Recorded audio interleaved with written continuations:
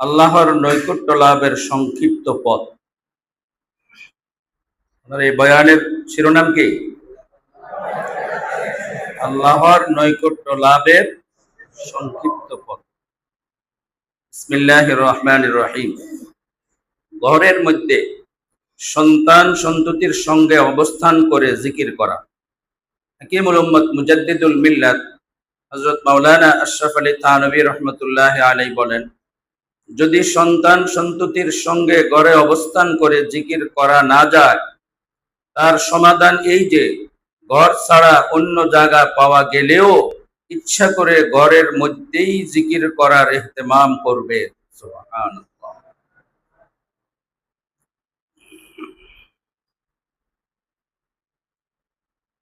সহিহ সদের নিয়ম আছে যে ঘোড়া যে জিনিস দেখে লাফিয়ে উঠে তা থেকে ঘোড়াকে তারা দূরে রাখে না, কারণ এতে বিপদ স্থায়ী হয়।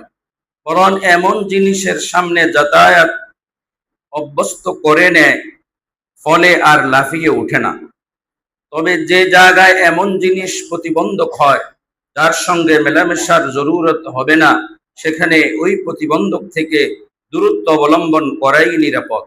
বিষয়টি ভালোভাবে বুঝে নাও। এমন প্রতিবন্ধক দূর করা উচিত। এ মালফুজে হযরত হাকিমুল উম্মত মুজাদ্দিদুল মিল্লাত মাওলানা আশরাফ আলী থানভী রহমতুল্লাহ আলাইহি বলেছেন যে কতক সময় জিকির করতে দু ধরনের প্রতিবন্ধক হয়ে থাকে। এক হয় সাময়িক প্রতিবন্ধক, সেই প্রতিবন্ধক দূর করলে আসল ওয়াজিফার বিশেষ কোনো পার্থক্য সৃষ্টি হয় না। এমতো অবস্থায় ওই প্রতিবন্ধক দূর করাই সমীচীন।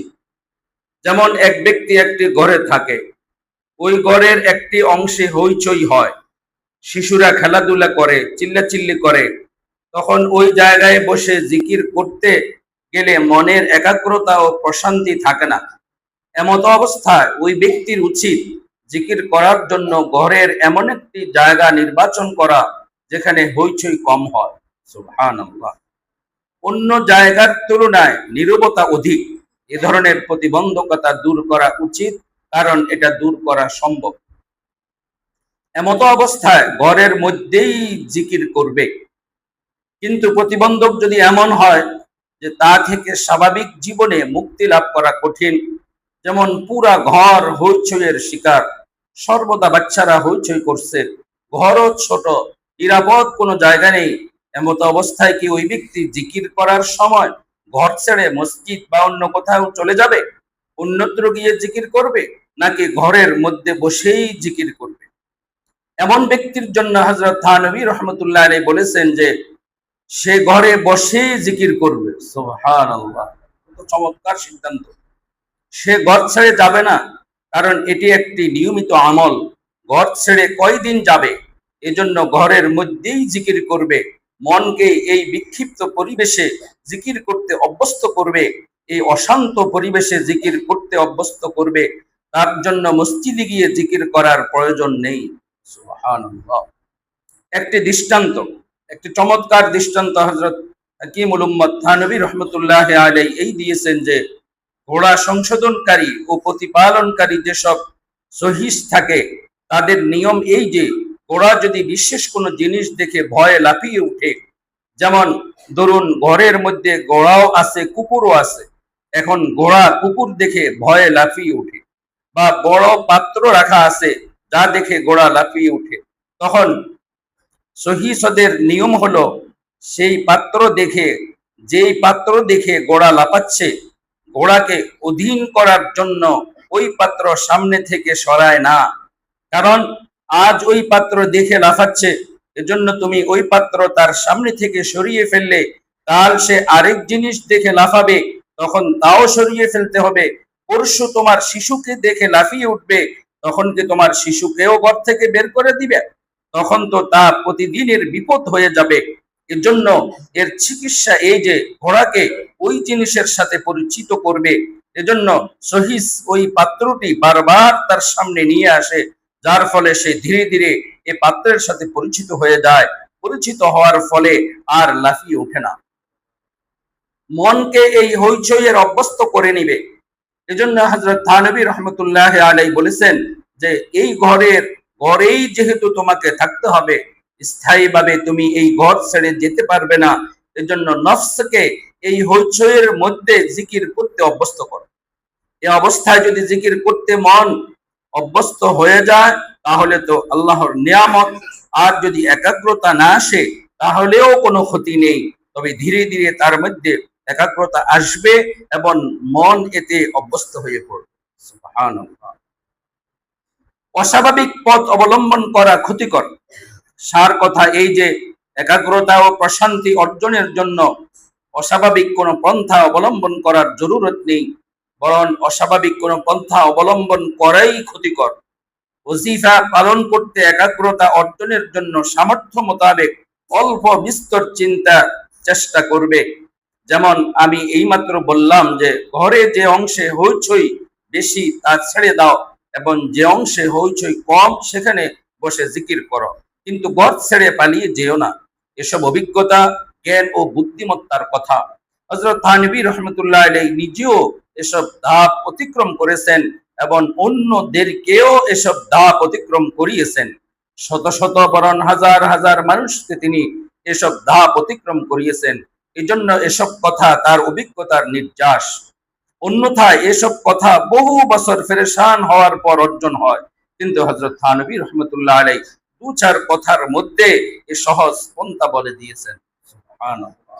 হাকিমুল উম্মত যার উপাধি, হাকিমুল উম্মত, হাকিমুল উম্মতি। আল্লাহু আকবার। একাগ্রতার জন্য বেশি চিন্তা করো না। মোট কথা জিকির নিজেই লক্ষ্য বস্তু। জিকিরের মধ্যে একাগ্রতা হলো কি হলো না এ নিয়ে বেশি ফিকির করা উচিত না, তবে অল্প বিস্তর চিন্তা করার কোনো ক্ষতি নেই। এক ব্যক্তি হযরত থানবী রহমতুল্লাহ আলাইহি লিখেছেন যে জিকিরের মধ্যে আমার একাগ্রতা হয় না। উত্তরে হযরত থানবী রহমতুল্লাহ আলাইহি বলেন, একাগ্রতার পর্যায়ের একাগ্রতা না হলেও জিকির ফায়দা থেকে খালি নয়। সুবহানাল্লাহ। কি উত্তর দিবেন? একাগ্রতার পর্যায়ের একাগ্রতা না হলেও জিকির ফায়দা থেকে খালি। আপনারা কি শুনতেছেন? মুর্দার মতো বসে আছেন। আল্লাহ জিন্দার মতো বানায় দেখ আমাদের। এজন্য একাগ্রতা আছে না নাই সে চিন্তায় পড়ো না। যে মহান সত্তার জিকির মুখে উচ্চারিত হচ্ছে তার নূর ও বরকত এবং তার ফায়দা ইনশাআল্লাহ লাভ হবে এবং ধীরে ধীরে একাগ্রতাও লাভ হয়ে যাবে। সুবহানাল্লাহ। অধিকতর উপকারী জিকির। হাকিমুল উম্মত হযরত মাওলানা আশরাফ আলী থানভী রহমত সব কথাই হাকিমুল উম্মতের রেফারেন্স। আল্লাহ। আল্লামা তাফসীর মানে দামাত বারাকাতুহুম বলছেন যে আমি দৈনিক শত শত পৃষ্ঠা হাকিমুল উম্মতের কিতাব মুতালা করি। এক জামানায় এইভাবে কাটছে, দৈনিক কয়েকশো পৃষ্ঠা প্রতিদিন হাকিমুল উম্মতের কিতাবাদি মুতালা করি। আর ওনার যত বয়ানাত আছে, ওনার মাওয়াইজ মালফুজাতের যত কিতাব বই পুস্তকে পর্যন্ত ছাপানো হয়েছে আকসার হাকিমুল উম্মতের রেফারেন্স। সুবহান, মনে হয় মানে হাকিমুল উম্মতের বয়ানে শুনাইতেছে। এ পর্যন্ত যা বলা হয়েছে সব হাকিমুল উম্মতের রেফারেন্স। হযরত থানভী রহমতুল্লাহ আলাইহি বলেন, অধিক নৈকট্য রয়েছে লা ইলাহা ইল্লাল্লাহর মধ্যে, কারণ এই জিকির কোরআন হাদিসে বর্ণিত হয়েছে। এছাড়া অন্যান্য জিকির যেমন ইল্লাল্লাহ বা আল্লাহ আল্লাহ একাগ্রতা লাভের জন্য নির্ধারণ করা হয়। বাস্তবিকই অভিজ্ঞতার মাধ্যমে কোরআন হাদিসে বর্ণিত জিকির মানুষের প্রকৃতির সঙ্গে অধিক সাযুজ্যপূর্ণ প্রমাণিত হয়, এজন্য তা অধিক উপকারীও বটে। কোরআন হাদিসে বর্ণিত জিকির মানব প্রকৃতির সাথে অধিক সাযুজ্যপূর্ণ। হাদিস শরীফেও বর্ণিত আছে যে লা ইলাহা ইল্লাল্লাহ শ্রেষ্ঠ জিকির, আফজালুজ জিকরি লা ইলাহা ইল্লাল্লাহ। হযরত থানভী রাহমাতুল্লাহ আলাইহি 12 তাসবিহ সম্পর্কে কথা বলতে গিয়ে এই কথা বলেছেন, 12 তাসবিহর মধ্যে প্রথমে লা ইলাহা ইল্লাল্লাহর তাসবিহ পড়া হয়, তারপর ইল্লাল্লাহর তাসবিহ পড়া হয়, তারপর আল্লাহ আল্লাহ তাসবিহ পড়া হয়। এই সমস্ত তাসবিহর মধ্যে লা ইলাহা ইল্লাল্লাহর তাসবিহ দ্বারা বেশি নৈকট্য লাভ হয়। সুবহানাল্লাহ। কারণ এটি হাদিসে বর্ণিত জিকির। আর অন্যান্য জিকির অর্থাৎ ইল্লাল্লাহ বা আল্লাহ আল্লাহ আল্লাহু আল্লাহ ইত্যাদি একাগ্রতা লাভের উদ্দেশ্যে নির্ধারণ করা হয়েছে। এটা তো মাশায়েখের জাম নির্ধারণ করছেন। আর লা ইলাহা ইল্লাল্লাহ হাদিস দ্বারা সরাসরি কি প্রমাণিত।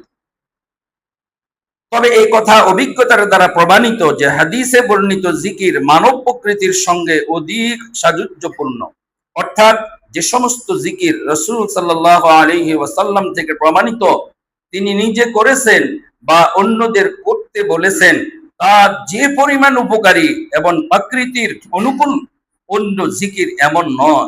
এ কারণে এ ধরনের জিকির উপকারীও বেশি। লা ইলাহা ইল্লাল্লাহ জিকির আমাদের এখানে বাদ ফজর জিকিরের আমল, আমরা তো ঘুমাইতে থাকি, আসাতাজা একরাম জাগাইতে থাকে, ঘুম আর জাগানির যুদ্ধ জাহাজ চলতে থাকে। আল্লাহ তাআলা আমাদেরকে এই জিকিরের খুব ইহতিমাম করার তৌফিক দেন।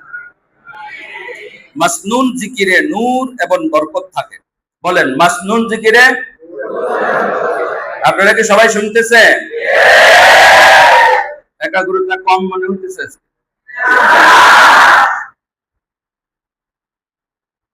যত ওজিফা জিকির ও আমল রয়েছে তার মধ্যে যেগুলো সুন্নাতের নিকটবর্তী এবং রাসূল সাল্লাল্লাহু আলাইহি ওয়াসাল্লাম থেকে প্রমাণিত, সেগুলোর মধ্যে যে নূর ও বরকত রয়েছে এবং সেগুলোর মধ্যে যে উপকার রয়েছে তা অন্যান্য জিকির ওজিফার মধ্যে নেই। বুজুর্গদের থেকে অনেক জিকির এবং ওজিফাই বর্ণিত আছে। ওই সমস্ত জিকিরের নিজস্ব বৈশিষ্ট্য আছে যা অস্বীকার করা যায় না এবং সেগুলোকে নাজায়েজ ও খারাপও বলা যায় না। তবে কোরআন হাদিসে বর্ণিত জিকিরের মধ্যে সুন্নতের যে নূর লাভ হয় তা অন্য জিকিরের মধ্যে লাভ হতে পারে না। সুবহানাল্লাহ। কতক লোকের স্বভাব, কতক লোক এমন আছে তাদের মন কোরআন হাদিসে বর্ণিত জিকিরের মধ্যে বসে না। এ কারণে তারা এদিক সেদিকের অন্যান্য জিকিরের চক্করে লেগে থাকে। কেউ কেউ লাখি দরুদ, দরুদে তাজ এবং কেউ কেউ দোয়ায়ে গঞ্জুল আর গঞ্জুল আরশ ইত্যাদিতে লেগে থাকে। সেগুলোর দিকে তাদের মন খুব ধাবিত হয়, কিন্তু কোরআন হাদিসে বর্ণিত জিকিরের দিকে তাদের মন নিবদ্ধ হয় না। অথচ উপর উল্লেখিত জিকির সমূহ কোরআন হাদিসে বর্ণিত নয়। এগুলোর বরকতের মধ্যে তো শরীয়ত বিরোধী বিষয়ও রয়েছে, হ্যাঁ, আর কিছু আছে যেগুলোর মধ্যে শরীয়ত বিরোধী বিষয় নেই, যেমন হিজবুল বাহার, এর মধ্যে শরীয়ত বিরোধী বিষয় নেই, বুজুর্গগণ এটি পড়েও থাকেন। কিন্তু কোরআন হাদিসে যে সমস্ত দোয়া বর্ণিত হয়েছে সেগুলোর চেয়ে উত্তম কোন দোয়া হতে পারে না। সুবহানাল্লাহ। সেগুলোর মধ্যে যে নূর, যে বরকত ও উপকার রয়েছে তা অন্য জিকিরের মধ্যে নেই। সুবহানাল্লাহ। কত চমৎকার কথা এগুলি, আল্লাহু আকবার, কত দামি কথা। দোয়ায়ে মাসুরার বাইরে যাওয়ার প্রয়োজন নেই। সুবহানাল্লাহ। দোয়ায়ে মাসুরার বাইরে যাওয়ার প্রয়োজন নেই। বাস্তব কথা এই যে রাসূলুল্লাহ সাল্লাল্লাহু আলাইহি ওয়াসাল্লাম সব কিছুর দোয়া করে দুনিয়া থেকে বিদায় নিয়েছেন। দুনিয়া ও আখিরাতের কোনো প্রয়োজন, কোনো ঠেকা এবং কোনো উপকারী জিনিস এমন নেই যা এই সমস্ত দোয়ার মধ্যে অন্তর্ভুক্ত হয়নি। এজন্য কোরআন হাদিসে বর্ণিত এ সমস্ত দোয়ার বাইরে যাওয়ার প্রয়োজনইটা কি? মানুষ যদি রাত দিন এসব দোয়া পড়ার নিয়ম বানিয়ে নেয় তাহলে এগুলোই যথেষ্ট। জিকিরের অবস্থাও একই। যে সমস্ত জিকির কোরআন হাদিসে বর্ণিত হয়েছে সেগুলোর মধ্যে যে নূর, যে বরকত এবং যে উপকার রয়েছে তা অন্যান্য জিকিরের মধ্যে নেই। ইত্তেবায়ে সুন্নতের পথ অধিক সংক্ষিপ্ত। বলেন ওনার শিরোনামটা, ইত্তেবায়ে সুন্নতের পথ অধিক সংক্ষিপ্ত। সুফিয়ায়ে কেরাম এর বিভিন্ন তরিকা তথা পন্থা রয়েছে। এক সিলসিলায় এক পন্থা অবলম্বন করা হয়, আরেক সিলসিলায় আরেক পন্থা অবলম্বন করা হয়। সবগুলোর উদ্দেশ্য আল্লাহ পর্যন্ত পৌঁছা এবং আল্লাহর সঙ্গে সম্পর্ক কায়েম করা। তবে পথ ভিন্ন ভিন্ন, কোনটি সংক্ষিপ্ত এবং কোনটি দীর্ঘ। হাকিমুল উম্মত মুজাদ্দিদুল মিল্লাত হযরত মাওলানা আশরাফ আলী থানভী রাহমাতুল্লাহ আলাইহি বলেন, আমি তো দেখেছি যে আল্লাহ পর্যন্ত পৌঁছার সবচেয়ে সংক্ষিপ্ত পথ হলো ইত্তেবায়ে সুন্নাত। সুবহানাল্লাহ। সবাই বলেন, আল্লাহ পর্যন্ত পৌঁছার সংক্ষিপ্ত পথ হলো ইত্তেবায়ে সুন্নাত। কত দারুণ কথা। অন্য কোন পথ এত সংক্ষিপ্ত নয়। সুফিয়ায়ে কেরাম রিয়াজত, মুজাহাদা ও মুরাকাবার যে সমস্ত পন্থা নির্ধারণ করেছেন সেগুলো উপকারী হওয়া অস্বীকার করি না, এবং সেগুলোকে ছোট করাও উদ্দেশ্য নয়। তবে আল্লাহ পর্যন্ত পৌঁছতে ইত্তেবায়ে সুন্নতের পথ যত দ্রুত কার্যকর, অন্য কোনো পথ এত দ্রুত কার্যকর নয়। সুবহানাল্লাহ। ইত্তেবায়ে সুন্নতের মধ্যে প্রিয় ভাজন হওয়ার বৈশিষ্ট্য রয়েছে।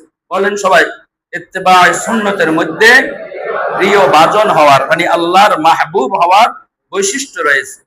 এর কারণ এই যে ইত্তেবায়ে সুন্নতের মধ্যে মাহবুবিয়ত বা প্রিয় ভাজন হওয়ার বৈশিষ্ট্য রয়েছে। কোরআনে কারীমে আল্লাহ তাআলা ইরশাদ ফরমান, কুল ইন কুনতুম তুহিব্বুনাল্লাহা ফাত্তাবিউনি ইউহিব্বুকুমুল্লাহ।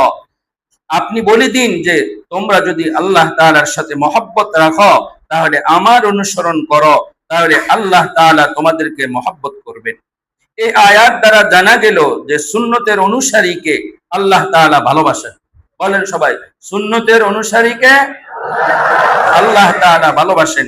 এটি চূড়ান্ত এবং প্রমাণিত কথা যে যে ব্যক্তি রাসূলুল্লাহ সাল্লাল্লাহু আলাইহি ওয়াসাল্লামের সুন্নতের অনুসরণ করবে তার মধ্যে প্রিয় ভাজন হওয়ার বৈশিষ্ট্য সৃষ্টি হবে।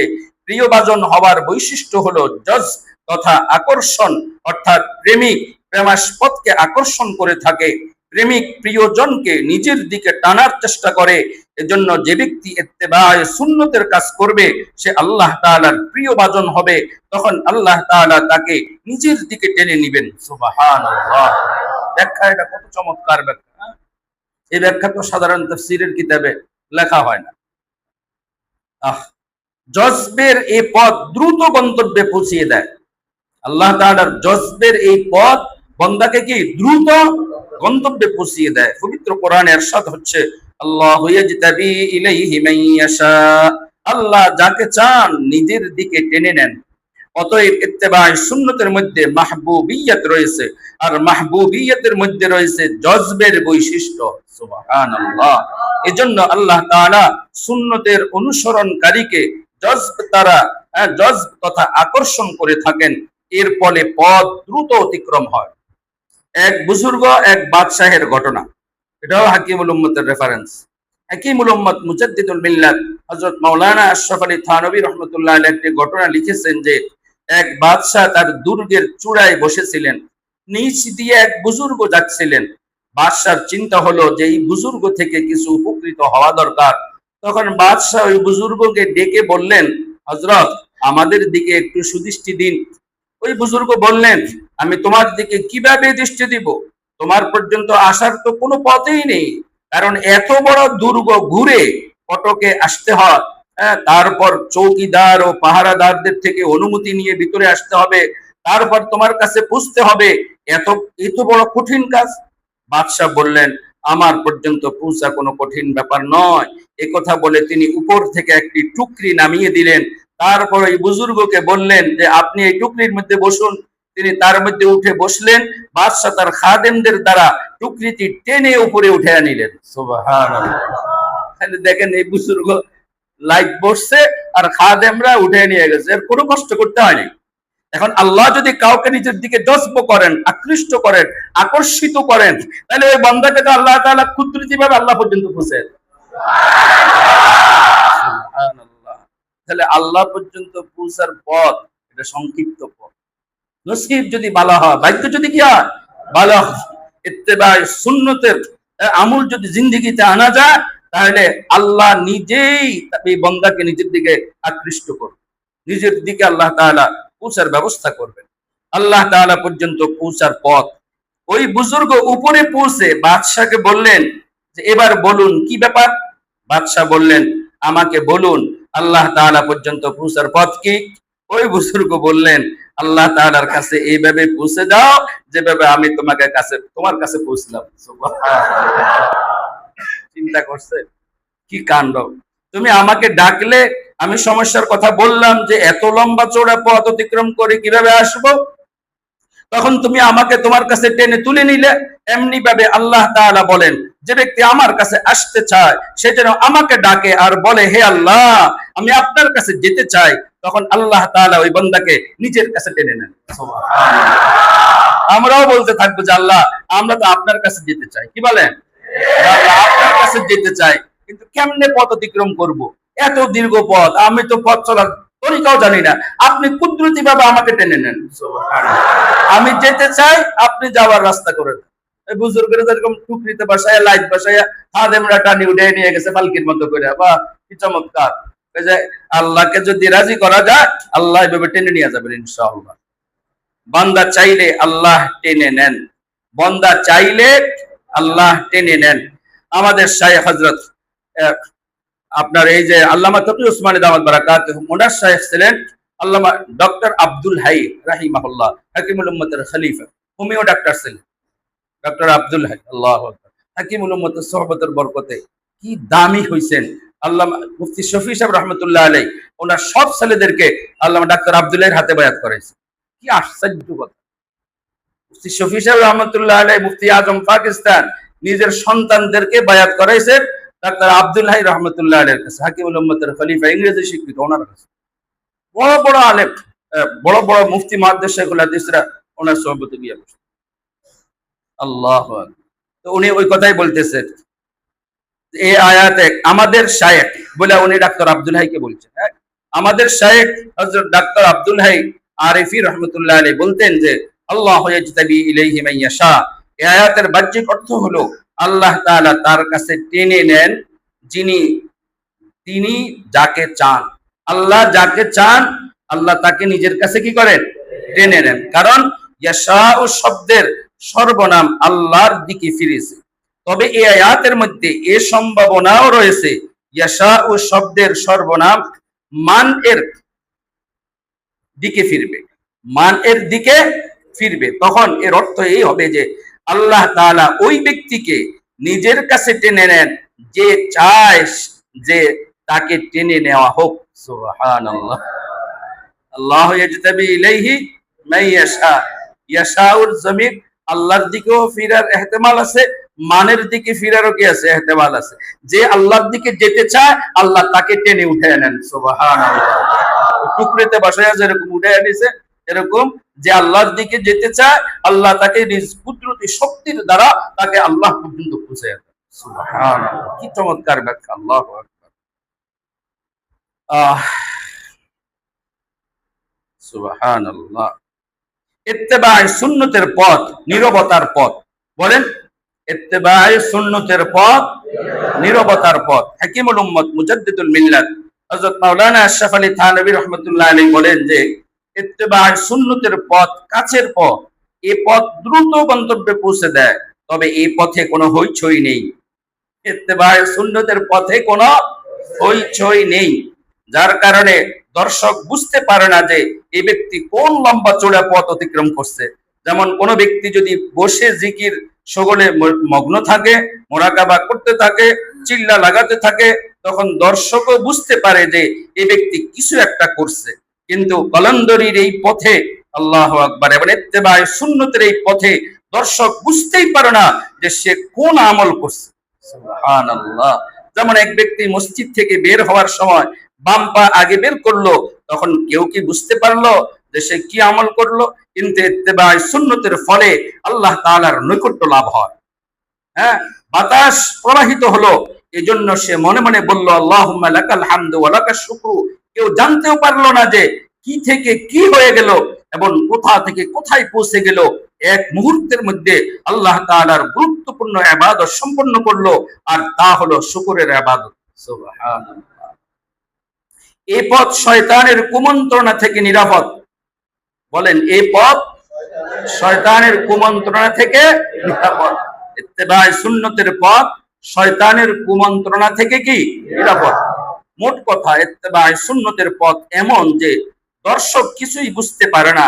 এর ফল এই হয় যে শয়তানের যত কুমন্ত্রণা আছে, অর্থাৎ সম্পদের লিপ্সা, পদের লিপ্সা, অহংকার, গরিমা, আত্মশ্লাঘা প্রদর্শন প্রভৃতি ইত্যাদি এ পথে কম হয়ে থাকে। এজন্য হযরত থানভী রাহমাতুল্লাহ আলাইহি বলতেন যে নিজের মধ্যে এমন ভাবে পরিবর্তন আনো যাতে মানুষ তোমার দিকে আঙ্গুলি নির্দেশ না করে। এমন যেন না হয় যে কাল তো এই অবস্থা ছিল আর আজ বিরাট বিপ্লব ঘটে গেল। এর ফল এই হবে যে মানুষ তার দিকে দেখিয়ে বলবে যে এই ব্যক্তির মধ্যে হঠাৎ পরিবর্তন এসেছে, এই আঙ্গুলি নির্দেশ ফিতনার কারণ হয়ে থাকে। এর ফলে মানুষের মধ্যে আত্মশ্লাঘা, অহংকার ও আত্মপরিমা সৃষ্টি হয়ে থাকে। কিন্তু ইত্তেবা সুন্নতের পথ এটা নীরব পথ। সুবহানাল্লাহ। আপনি নিজে সুন্নতের আমল নীরবে নীরবে করতে থাকলেন, আর আল্লাহ পর্যন্ত নীরবে নীরবে পৌঁছে গেলেন। সুবহানাল্লাহ। শয়তান ধোঁকা দেওয়ারা কি পাইবে না? সুযোগ পাইবে না। সুবহানাল্লাহ। নীরবে পরিবর্তন আনো। আমাদের শায়েখ হযরত ডক্টর আব্দুল হাই আরিফি রহমতুল্লাহ আলাইহি বলতেন যে এমন ভাবে পরিবর্তন আনো যেমন শিশু বালেগ হয়ে থাকে। কেউ বুঝতে পারে না যে কোন দিন সে বালেগ হলো। একদিন করে চলে গেল, আর দেখতে দেখতে সে বালেগ হয়ে গেল। কেউ বুঝতেই পারেনি যে সে কখন কোন দিন বালেগ হলো। এভাবে পরিবর্তন আনো। সুবহানাল্লাহ। কি চমৎকার উদাহরণ। একটা শিশু একদিন করে বড় হতে থাকলো, আর একদিন হঠাৎ বালেগ হয়ে গেল।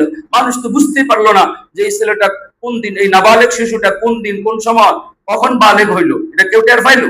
টের পায় না। সুন্নতের আমল করতে থাকো নীরবে, আস্তে আস্তে তুমি আল্লাহ পর্যন্ত পৌঁছে যাবে। সুবহানাল্লাহ। রাসূল সাল্লাল্লাহু আলাইহি ওয়াসাল্লামের নকল করো। এই পরিবর্তন এইভাবে আসে যে প্রত্যেকটি কাজ রাসূলুল্লাহ সাল্লাল্লাহু আলাইহি ওয়াসাল্লামের সুন্নত মোতাবেক করার চেষ্টা করো। সত্যি কথা তো এই যে সমস্ত দিন, সমস্ত বিধিবিধান, সমস্ত শরীয়ত তরিকতের সার কথা যদি কিছু থাকে তাহলে ইত্তেবায়ে সুন্নাত। সুবহানাল্লাহ। রাসূলুল্লাহ সাল্লাল্লাহু আলাইহি ওয়াসাল্লামকে আল্লাহ তাআলা এর জন্য নবী করে পাঠিয়েছেন যে তোমরা তাকে দেখো, তার নকল করো এবং তার অনুসরণ করো। প্রতিদিন নিজেকে যাচাই করো। আমাদের হযরত ডক্টর আব্দুল হাই আরিফি রহমতুল্লাহ আলাইহি বলতেন যে মানুষ মনে করে যে দ্বীন ও শরীয়তের উপর আমল করা বড় কঠিন। আরে কোনো কঠিন নয়। আমলের একটি তালিকা তৈরি করে নাও এবং তার আলোকে প্রতিদিন নিজেকে যাচাই করো। আমি তো তোমাদের জন্য উসওয়ায়ে রাসূলে আকরাম সাল্লাল্লাহু আলাইহি ওয়াসাল্লাম নামে একটি ডায়েরি তৈরি করে রেখেছি। ডক্টর আব্দুল হাই রহমতুল্লাহ আলাইহি বলতেছেন প্রতিদিন এটা দেখতে থাকো যে কোন কোন কাজে আমি রাসূলুল্লাহ সাল্লাল্লাহু আলাইহি ওয়াসাল্লামের অনুসরণ করছি এবং কোন কোন কাজে করছি না। যেসব কাজে সুন্নতের অনুসরণ হচ্ছে না, একটি একটি করে সেগুলোতেও অনুসরণ আরম্ভ করে দাও। এভাবে ধীরে ধীরে বালেগ হয়ে যাবে, আর কেউ জানতেও পারবে না যে কি থেকে কি হয়ে গেল। সুবহানাল্লাহ। চমৎকার পরামর্শ। আল্লাহু আকবার। এই সমস্ত আল্লাহওয়ালাদের কত দামি কথা এগুলো। মণিমুক্তার চেয়েও দামি কথা এগুলো। আমরা প্রতিটি কাজে রাসূলুল্লাহ সাল্লাল্লাহু আলাইহি ওয়াসাল্লামের সুন্নতের অনুসরণ করতে থাকি। গোপনে গোপনে সবাই বালেগ হয়ে যাবেন ইনশাআল্লাহ।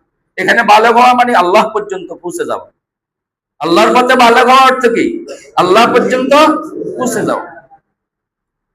পানির ফোঁটা পাথরকে ছিদ্র করে ফেলে, এটা হলো হিডিং।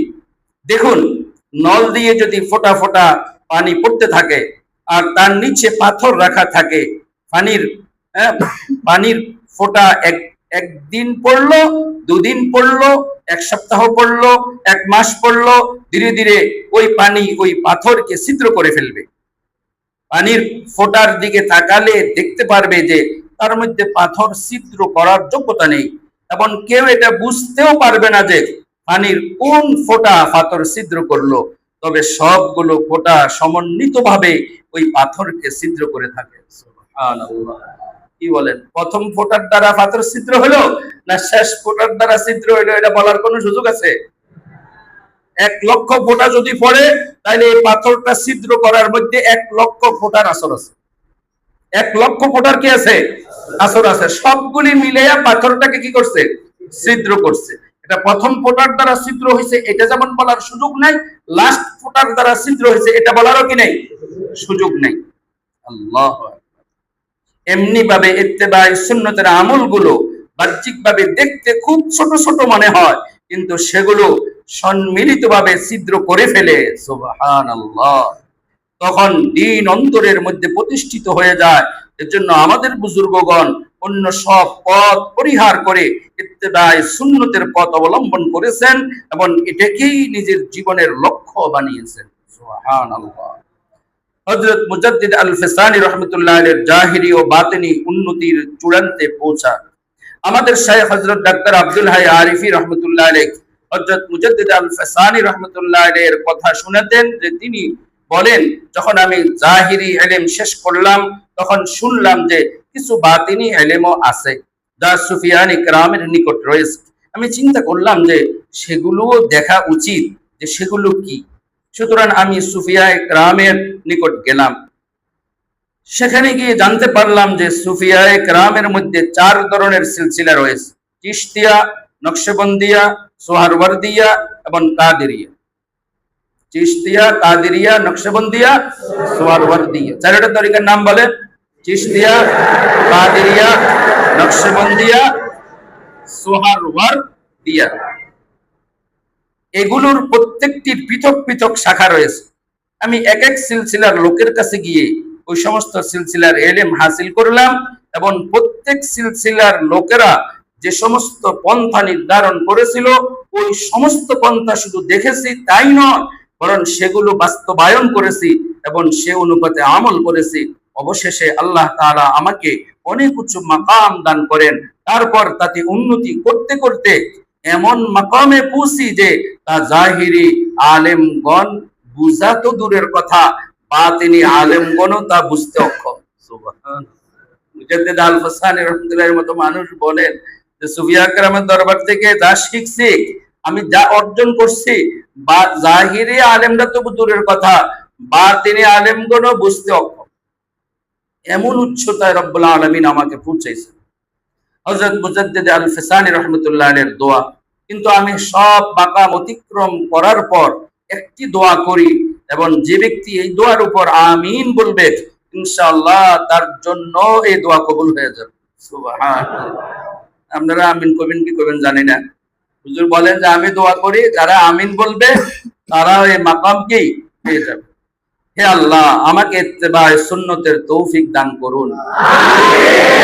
হে আল্লাহ, আমাকে ইত্তেবায়ে সুন্নতের উপর জীবিত রাখুন। হে আল্লাহ, আমাকে ইত্তেবায়ে সুন্নতের উপর মৃত্যু দান করুন। হে আল্লাহ, মোট কথা এ সমস্ত জিকির কোরআন হাদিসে বর্ণিত, যে সমস্ত জিকির কোরআন হাদিসে বর্ণিত হয়েছে এবং যে সমস্ত দোয়া কোরআন হাদিসে বর্ণিত হয়েছে, সেগুলোর মধ্যে যেই নূর ও বরকত রয়েছে, সেই নূর ও বরকত অন্যান্য জিকিরের মধ্যে এই দোয়া তিনি করতেন। হে আল্লাহ, আমাকে ইত্তেবায়ে সুন্নতের তৌফিক দান করুন। হে আল্লাহ, আমাকে ইত্তেবায়ে সুন্নতের উপর জীবিত রাখুন। হে আল্লাহ, আমাকে ইত্তেবায়ে সুন্নতের উপর মৃত্যু দান করুন। আমরা আজ থেকে দোয়া করতে থাকি ইনশাআল্লাহ। হ্যাঁ, আজ থেকে আমরাও কি এই দোয়া করতে থাকি। আবার বলেন, হে আল্লাহ, আমাকে ইত্তেবায়ে সুন্নতের তৌফিক দান করুন। হে আল্লাহ, আমাকে ইত্তেবায়ে সুন্নতের উপর জীবিত রাখুন। হে আল্লাহ, আমাকে ইত্তেবায়ে সুন্নতের উপর মৃত্যু দান করুন। আল্লাহু আকবার। শেষ পর্যায়ে আর 2টা আছে। হাদিসে বর্ণিত দুরূদ পড়া উচিত। দুরূদ শরীফে কিন্তু অনেক কিতাব আছে। হযরত বলেন যে হাদিসে বর্ণিত দুরূদ শরীফ পড়া উচিত। বর্তমানে মানুষ অন্যান্য দুরূদ তালাশ করে থাকে, অথচ রাসূল সাল্লাল্লাহু আলাইহি ওয়াসাল্লাম দুরূদ শরীফের অনেক পদ্ধতি বলে দিয়েছেন। সে সম্পর্কে আল্লামা সৈয়ুতি রাহমাতুল্লাহ আলাইহি পূর্ণাঙ্গ কিতাব লিখেছেন। সেই কিতাবের নাম আল কওলুল বাদি ফিস সালাতি। আল কওলুল বাদি ফিস সালাতি আলাল হাবিবিশ শাফি। আলাল হাবিবিশ শাফি কিতাব, দুরূদ শরীফের কিতাব। এই কিতাবে তিনি রাসূল সাল্লাল্লাহু আলাইহি ওয়াসাল্লাম থেকে বর্ণিত দুরূদ শরীফের শত শত বাক্য সংকলন করেছেন। এজন্য নিজেদের পক্ষ থেকে দুরূদ শরীফ বানানোর দরকার নাই। দুরূদ শরীফ নিজের পক্ষ থেকে বানানোর কি নাই, দরকার নাই। কোরআন হাদিসে বর্ণিত জিকির, দোয়া ও দুরূদই পড়া উচিত। এতে অনেক বরকত রয়েছে। শেষ হুজুরের মালফুজ: প্রাথমিক পর্যায়ের লোকের জন্য জিকির এবং শেষ পর্যায়ের লোকের জন্য তেলাওয়াত। কি কয়? প্রাথমিক পর্যায়ের লোকের জন্য জিকির এবং শেষ পর্যায়ের লোকের জন্য তেলাওয়াত। এরপর হাকিমুল উম্মত হযরত মাওলানা আশরাফ আলী থানভী রাহমাতুল্লাহ আলাইহি বলেন যে প্রাথমিক পর্যায়ের লোকের জিকিরের প্রতি অধিক মগ্নতা মুনাসিব, আর শেষ পর্যায়ের লোকের জন্য মুনাসিব তেলাওয়াত। সুবহানাল্লাহ।